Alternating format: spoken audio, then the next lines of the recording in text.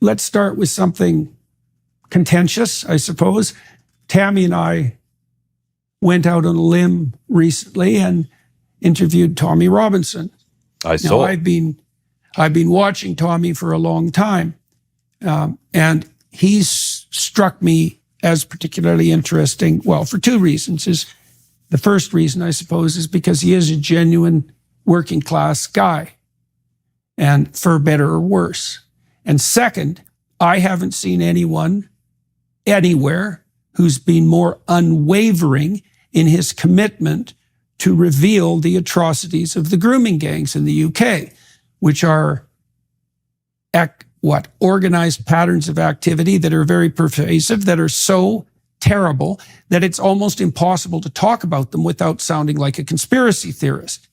So now, there's no doubt that there are many things that you could accuse Tommy Robinson of, and many of those he would admit to. But to me, and also to my wife, fair enough.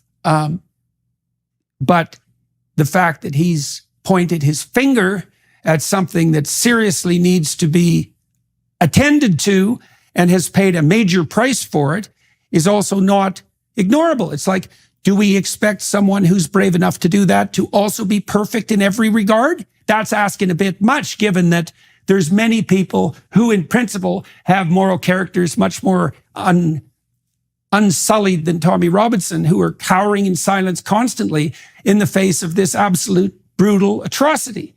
And so we interviewed him. And what did I think of Tommy? He's very articulate. He can certainly make a case for himself.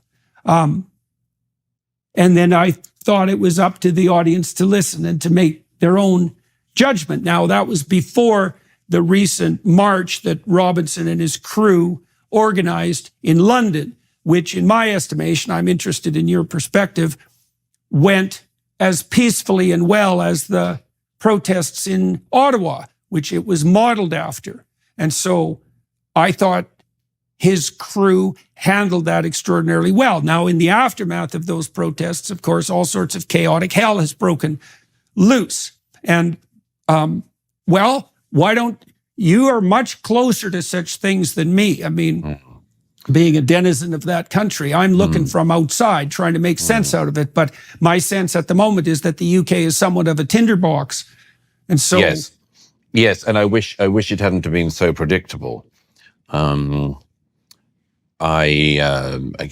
wrote about this so many years, warned about it.